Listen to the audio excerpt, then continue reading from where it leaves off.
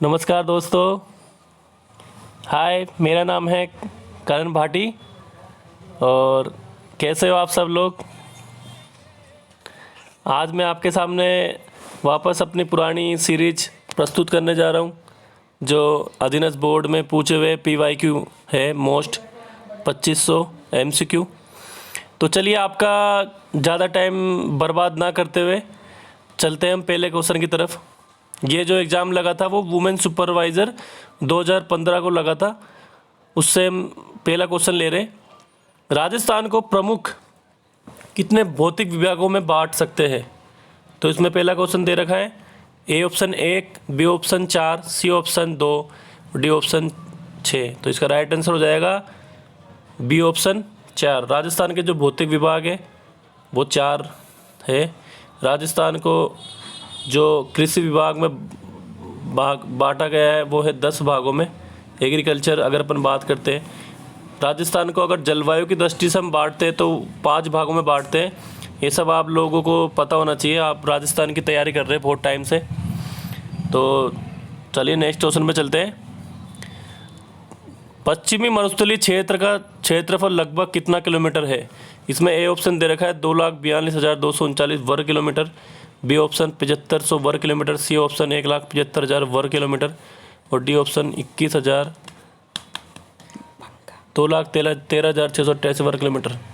तो इसका right answer हो जाएगा C ऑप्शन 1,75,000 वर्ग किलोमीटर।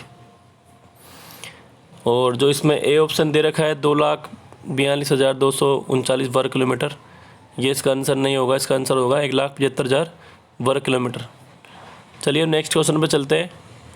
अरावली प्रदेश का भाग कौन सा इसमें से नहीं है। ये नहीं है वाला जो लोचा है, मतलब जो भी आप इसको करते हो एग्ज़ाम के अंदर। मैं भी जब एग्ज़ाम करता हूँ तो मैं अच्छी तरह से रीड नहीं कर पाता जल्दीबाजी में, क्योंकि वहाँ पर अपन अपने आप को संभाल नहीं पाते।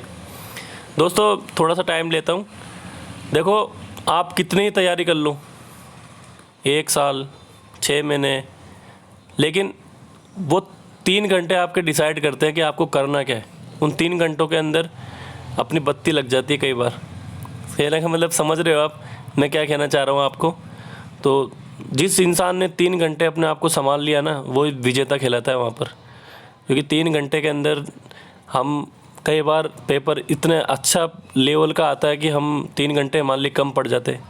और कई बार पेपर ईजी टू मॉडरेट ऐसा आता है कि हम पेपर को पहले ही कर बैठते हैं, तो उस वजह से हम नेगेटिव मार्किंग करने के अंदर ज़्यादा अग्रसित हो जाते हैं। हम सोचते हैं कि यार पेपर तो बहुत पहले हो गया, अब हमारे पास जो टाइम बचा है उसका क्या करें। तो इस वजह से हम नेगेटिव की तरफ चल जाते हैं। हमें एग्ज़ाम में जितने क्वेश्चन आ रहे हैं, हम अगर उतने क्वेश्चन कर दें तो हम शायद सफलता के बहुत पास आते हैं। लेकिन हम अक्सर यही गलती करते हैं, पहले पेपर कर लेते हैं जल्दीबाजी में और फिर उसके बाद में सोचते हैं यार 10-15 क्वेश्चन और कर आते हैं। बस वो 10-15 क्वेश्चन ही हमारा पूरा गेम को ओवर कर देता है। तो इसलिए मैं आपको समझाना चाह रहा था कि आप जो भी एग्ज़ाम दो, किसी भी एग्ज़ाम में बैठो दोस्तों, इस बात को हमेशा याद रखना।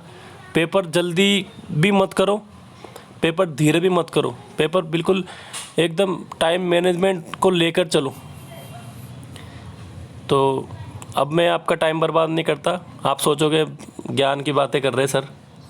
चलिए मैं नेक्स्ट क्वेश्चन चलता हूँ। पूर्वी बेसिन मैदान का भाग इनमें से कौन सा नहीं है। ये देखो फिर नहीं है आ गया। आजकल एग्जाम के अंदर पूछने वाले क्वेश्चन भी नहीं है आते, पहले आते थे है कौन सा है कौन सा है। और आजकल जो भी एग्जाम में क्वेश्चन आते हैं वो पहले नहीं है आते। तो अपन देखते हैं पूर्वी बेसिन मैदान में कौन सा भाग नहीं आता। चंबल बेसिन A ऑप्शन दे रखा है इसमें, B ऑप्शन देखा लूनी बेसिन, C ऑप्शन देख रहा है छप्पन बेसिन और D ऑप्शन दे रखा है बनास बेसिन। तो इसका राइट आंसर हो जाएगा कौन सा भाग इसमें नहीं आता। लूनी बेसिन जो आता है वो पूरी बेसिन मैदान का भाग नहीं आता, ये आता है पश्चिमी मैदान के अंतर्गत। ध्यान रखना, लूनी बेसिन पश्चिम मैदान के अंदर आता है। छप्पन का जो बेसिन आता है वो माही का जो मैदान होता है डूंगरपुर बांसवाड़ा के अंतर्गत आता है। बनास बेसिन आप सब जानते हो ये आता है पूरी बेसिन के अंदर ही आता है ये भी। तो इसलिए नेक्स्ट क्वेश्चन हम चलते हैं। इनमें से कौन सा बालुकों के स्तरों का प्रकार नहीं है। देख लो आपने 3 क्वेश्चन आए और तीनों क्वेश्चन के अंदर पेपर बनाने वाले ने क्या सेट किया नहीं है। तो चलिए पहले क्वेश्चन पे हम चलते हैं। बालू के स्तूपों का प्रकार इनमें से कौन सा नहीं है? Parabolic A option, B option दे रखा है बरखान, सी ऑप्शन देख रहा है नहीं रेखीय, और डी ऑप्शन रखा है इंसलबर्ग। तो दोस्तों इसका राइट आंसर हो जाएगा डी ऑप्शन इंसलबर्ग। बरखान जो है वो आपको देखने को मिलेंगे अपने जो रेगिस्तान इलाके होते हैं जिसके अंदर अपन बात करते हैं चूरू, सीकर, झुंझुनू, इसके आसपास अपन ज़्यादातर बरखान अपन को देखने को मिलते हैं। पैराबोलिक जो बालू के स्तूप अपन को देखने को मिलते हैं ये पश्चिमी मरुस्थलीय मैदान बाड़मेर के अंतर्गत हमें देखने को मिलते हैं। नेक्स्ट क्वेश्चन पे चलते हैं। इनमें से लूणी की सहायक नदी कौन सी नहीं है? लो दोस्तों फिर वापस नहीं है। इसमें ए ऑप्शन दे रखा है जोजड़ी, बी ऑप्शन दे रखा है सूकड़ी, सी ऑप्शन दे रखा है गुइया, और डी ऑप्शन दे रखा है मेंढा। तो इसका राइट आंसर हो जाएगा लूणी की सहायक नदी कौन सी नहीं है? इसका डी हो जाएगा डी आंसर मेंढा। मेंढा जो है वो लूणी की सहायक नदी नहीं है। नेक्स्ट क्वेश्चन पे चलते हैं। जालोर सिवाना की पहाड़ियाँ किससे बनी है? तो ए ऑप्शन दे रखा है अरावली की स्लेट, बी ऑप्शन देख रहा है पेगमेटाइट, सी ऑप्शन जालोर ग्रेनाइट तथा राइलोसाइट, और डी ऑप्शन देखा है क्वार्टरसाइट। तो इसका राइट आंसर हो जाएगा C option Jalore granite. Next question चलते हैं। जालोर ग्रेनाइट से निर्मित पहाड़ियाँ होती है। इसमें ए ऑप्शन दे रखा है गुंबदाकार, बी ऑप्शन चौकोर, सी ऑप्शन देखा रेखीय, और डी ऑप्शन उपयुक्त में से कोई नहीं। तो इसका राइट आंसर हो जाएगा ए ऑप्शन गुंबदाकार। नेक्स्ट क्वेश्चन में चलते हैं। निम्न में से अंतर पर्वतीय मैदान कौन सा नहीं है? इन्होंने तो आज हद ही कर दी। अंतर पर्वतीय मैदान कौन सा नहीं है? इसमें ए ऑप्शन दे रखा है ब्यावर, बी ऑप्शन दे रखा है अजमेर, सी ऑप्शन दे रखा है पिसांगन, और डी ऑप्शन दे रखा है कपासन। तो डी ऑप्शन इसका राइट आंसर हो जाएगा कपासन। कपासन चित्तौड़गढ़ के अंतर्गत आता है,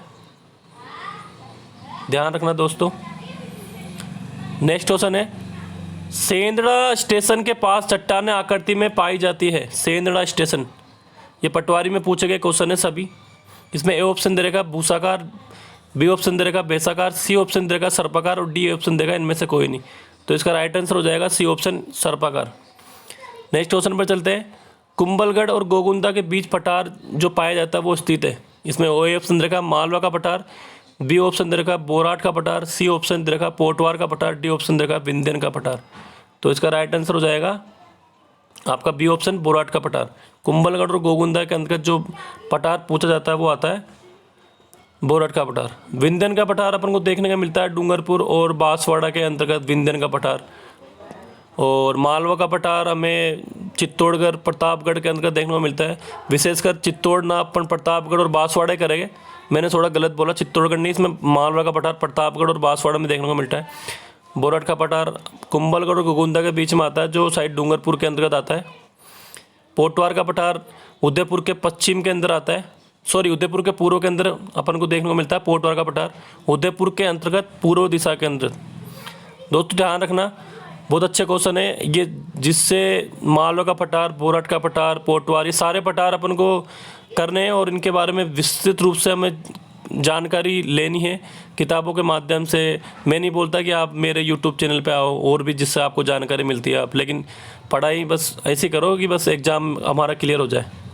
नेक्स्ट क्वेश्चन पे चलते हैं। गुरु शिखर की ऊंचाई है, इसमें ए ऑप्शन दे रखा 1200 metre, B option 1760 metre, C option 1550 और डी ऑप्शन 1727 मीटर। तो इसका राइट आंसर हो जाएगा D option 1727 metre. Guru Shikhar की जो चोटियाँ दे रखी है आप सब लोग जानते हो, गुरु से जरा आस रखो, चोटियों का क्रम है, ये ट्रिक होती है। पहले गुरु शिखर आती है, उसके बाद में शेर आती है, गुरु से जरा जरगा आती है, फिर गुरु से जरा आस, फिर ये अपने जरगा के बाद में गुरु शिखर सिरोही जरगा, उसके बाद में कौन सी आती है दोस्तों मुझे याद नहीं आ रहा। चलिए कोई ना, आपको इन चोटियों का क्रम याद करना है। मेरा जो पूछने का या बताने का तरीका है ये है कि आपको इनका जो क्रम है वो एग्ज़ाम में अपन से पूछा जाता है। हर एग्ज़ाम में गुरु शिखर के बारे में ज़रूर पूछते, गुरु शिखर की चोटियों के बारे में पूछते। 3 प्रकार से ये क्वेश्चन पूछा जाता है। कभी गुरु शिखर की पश्चिम पूर्व के अंदर चोटियाँ का क्रम पूछ लेते हैं, कभी दक्षिण के अंदर कौन सी है। तो आपको विशेष तौर पर ध्यान रखना चाहिए कि कौन कौन सी चोटियाँ गुरु शिखर की है और कहाँ कहाँ पाई जाती है। अरावली की। तो इसका राइट आंसर अपना है 1727 मीटर। ठीक है दोस्तों, गुरु शिखर, शेर, जरगा, गुरु शिखर, शेर, ये सब चोटियाँ दे रखी है, आपको याद रखनी है। नेक्स्ट क्वेश्चन पे चलते हैं। जयसंबंध झील के पूर्व में पठार स्थित है। जयसंबंध झील के पूर्व में, इसमें ए ऑप्शन देखा ऊपरमाल का पठार, बी ऑप्शन बोराट का पठार, सी ऑप्शन लसाड़े का पठार, डी ऑप्शन मालवा का पठार। तो इसमें सी ऑप्शन हो जाएगा लसाड़े का पठार। लसाड़े का पठार अपन को जयसंबंध में देखने को मिलता है, जो शायद उदयपुर में आता है, शायद नहीं बिल्कुल उदयपुर में आता है। मालवा का पठार वही प्रतापगढ़, बोराट का पठार डूंगरपुर, ऊपरमाल का पठार भी हमें उदयपुर के अंदर राजसंबंध में देखने को मिलता है। राजसंबंध दोस्तों मैं लिखना चाहता हूँ लेकिन मेरे पास में जगह नहीं है, इसलिए मैं आपको याद करवा रहा हूँ। बोराट का पठार अपन को डूंगरपुर, मालवा का पठार डूंगरपुर बांसवाड़ा, लसाड़े का पठार उदयपुर और ऊपरमाल का पठार राजसंबंध और उदयपुर दोनों में देखने को मिलता है। नेक्स्ट क्वेश्चन है, संतों का शिखर से संबंधित है। A option Guru Shikhar, B option Taragarh, C option Kolekh Hanuman, D option Nagpad. तो ये तो आप सब लोग जानते हो, बहुत ईजी क्वेश्चन है। संतों का शिखर गुरु शिखर, इसका आंसर हो जाएगा ए ऑप्शन। नेक्स्ट क्वेश्चन आएगा, चूलिया जलप्रपात नदी पर स्थित है। इसमें ए ऑप्शन दे रखा Berach, B option Banganga, C option Chambal और डी ऑप्शन बनास। तो इसमें चूलिया जो जलप्रपात नदी पर जो बांध बना हुआ है वो बना हुआ है चंबल नदी पर, तो इसका राइट आंसर हो जाएगा C option Chambal. Next question है, देखो ये क्वेश्चन डिलीट हो गया 136वां। अपन नेक्स्ट क्वेश्चन पर चलते हैं। दक्षिण पूर्वी पठारी के दो भाग है। ये क्वेश्चन का आंसर नहीं दे रखा। ऊपरमाल का, इसमें ऑप्शन ऊपरमाल का पठार, बोराट का पठार, विंध्यन का पठार, दक्कन का पठार, पोटवार का पठार और दक्कन का पठार। आई थिंक इसके अकॉर्डिंग इसमें बी ऑप्शन आना चाहिए, विंध्यन का पठार और दक्कन का पठार। दक्षिण पूर्वी पठार में दो ही भाग है, विंध्यन का पठार और दक्कन का पठार। दोनों, ये दक्कन का पठार शायद भारत में आता है, विंध्यन का पठार डूंगरपुर बांसवाड़ा राजस्थान के अंतर्गत पूछा जाता है। नेक्स्ट क्वेश्चन चलते हैं। ऊपरी माल का पठार मिल जाता है। ए ऑप्शन दे रखा है विंध्यन के पठार में, बी ऑप्शन दे रखा है मालवा के पठार में, सी ऑप्शन दक्कन के पठार में, डी ऑप्शन ऊपर इसमें से कोई नहीं, तो उसका राइट आंसर हो जाएगा मालवा का पठार, बी ऑप्शन। नेक्स्ट क्वेश्चन चलते हैं। राजस्थान की प्री कैम्ब्रियन चट्टानों का आधारभूत वर्णन किसने किया। इसमें ए ऑप्शन दे रखा है A M Heron, B option दे रखा है टी एच लोरेसे, C option M S Krishnan, D option A L Coulson. तो इसमें राइट आंसर हो जाएगा A M Heron, A option. Next question पे चलते हैं। अरावली पर्वत के प्रकार है। ए ऑप्शन ज्वालामुखी, बी ऑप्शन अवशिष्ट, C option folder, D option अवरोधी। तो अरावली पर्वत इसका प्रकार है अवशिष्ट। अरावली पर्वतमाला जब शुरू में जब ये था तब ये वलित पर्वत के रूप में पहचाना जाता था, वलित पर्वत अरावली पर्वतमाला। वर्तमान में जो इसकी स्थिति है वो अवशिष्ट हो चुकी है, ध्यान रखना ये भी बात। नेक्स्ट क्वेश्चन पे चलते हैं। बाब बोल्डर्स युग से संबंधित है। A option Jurassic, B option Silurian, C option Carboniferous और डी ऑप्शन डिवाइनियन। तो इसका राइट आंसर हो जाएगा C option Carboniferous. Next question पे चलते हैं। राजस्थान में कौन सी जलवायु नहीं पाई जाती है। नहीं पाई जाती है। इसमें ऑप्शन देगा शुष्क, बी ऑप्शन अर्ध शुष्क, सी ऑप्शन आर्द्र, डी ऑप्शन ध्रुवीय। ध्रुवीय जो जलवायु पाई जाती है ये अपने टुंड्रा प्रदेश जो भारत के या विदेश के अंदर जो जलवायु होती है उसके अंदर आती है, मतलब इंडिया के अंदर आती है भारत में। बाकी अर्ध शुष्क, आर्द्र, शुष्क ये राजस्थान के अंदर देखने को मिलती है। तो इसका राइट आंसर हो जाएगा ध्रुवीय। राजस्थान के दक्षिण में होकर गुजरती है। ए ऑप्शन है विषुवत रेखा, बी ऑप्शन है मकर रेखा, सी ऑप्शन है कर्क रेखा, डी ऑप्शन उपयुक्त में से कोई नहीं। तो राजस्थान के दक्षिण में से कर्क रेखा गुजरती है 23.30 से 30.12, 23.30 से 30.12। कर्क रेखा किस जिले से गुजरती है। इसमें ऑप्शन दे रखा है A option Udaipur, B option Alwar, C option Dungarpur, D option Tonk. तो इसका राइट आंसर हो जाएगा C option Dungarpur. Next question चलते हैं। वर्षा ऋतु में मानसून हवा की दिशा होती है। इसमें ए ऑप्शन दे रखा है उत्तर से दक्षिण, बी ऑप्शन दक्षिण से उत्तर, सी ऑप्शन दक्षिण पश्चिम से उत्तर पूर्व और डी ऑप्शन उत्तर पूर्व से दक्षिण पश्चिम। तो इसका राइट आंसर हो जाएगा दक्षिण पश्चिम से उत्तर पूर्व। नेक्स्ट क्वेश्चन है। कोपेन ने जलवायु प्रदेश के वर्गीकरण का आधार माना है। कोपेन ने जलवायु प्रदेश के वर्गीकरण का आधार क्या माना है। इसमें ऑप्शन वनस्पति, बी ऑप्शन वर्षा, सी ऑप्शन तापमान और डी ऑप्शन वायुदाब। तो इसका राइट आंसर हो जाएगा कोपेन ने माना है जो है वनस्पति। नेक्स्ट क्वेश्चन पे चलते हैं। वर्षा को जलवायु प्रदेशों का वर्गीकरण का आधार किसने माना है। ए ऑप्शन दे रखा कोपेन, डी ऑप्शन देखा कैंड्रियू, सी ऑप्शन देखा टिवार्ती और डी ऑप्शन देखा थर्नोवेट। तो इसका राइट आंसर हो जाएगा डी ऑप्शन थर्नोवेट। अपन बात करते हैं जो कोपेन भाई साहब थे, इन्होंने जो जलवायु प्रदेश का आधार माना है वनस्पति, और जो अपने थर्नोवेट है इन्होंने माना है जलवायु को। ध्यान रखना दोनों में ये विशेषता है और पूछी भी जाती है एग्जाम में कई बार। ये क्वेश्चन आपको रटने ही है, ये मान के चलो आप। नेक्स्ट क्वेश्चन है BWHW से अभिप्राय है। इसमें ए ऑप्शन दे रखा शुष्क शीत जलवायु, बी ऑप्शन शुष्क उपोष्ण कटिबंधीय मरुस्थल, सी ऑप्शन आर्द्र, डी ऑप्शन अति आर्द्र। तो BWHW इसका राइट आंसर हो जाएगा शुष्क उष्ण कटिबंधीय मरुस्थल जलवायु, BWHW। नेक्स्ट क्वेश्चन है DAW जलवायु पाई जाती है।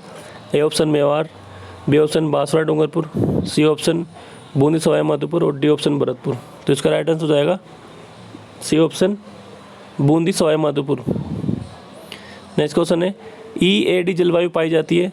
ए ऑप्शन दे रखा बाड़मेर जैसलमेर, बी ऑप्शन दे रखा अलवर भरतपुर, सी ऑप्शन देख रहा है टोंक जयपुर और डी ऑप्शन देखा कोटा बूंदी। तो इसका राइट आंसर हो जाएगा A option Barmer Jaisalmer. Next question पर चलते हैं। चलिए दोस्तों, आज के लिए बहुत। हमारा जो अब नेक्स्ट पेपर है वो होगा वुमेन सुपरवाइजर 2015, वो नॉन TSP का था। अब ये जो हम पूछेंगे या करेंगे वो TSP करेंगे। आज के लिए इतना ही दोस्तों, मिलते हैं हम नेक्स्ट वीडियो में। जब तक के लिए आप बने रहिए और देखते रहिए हमारी नेक्स्ट अधीनस्थ बोर्ड की series. Thank you so much watching for my video.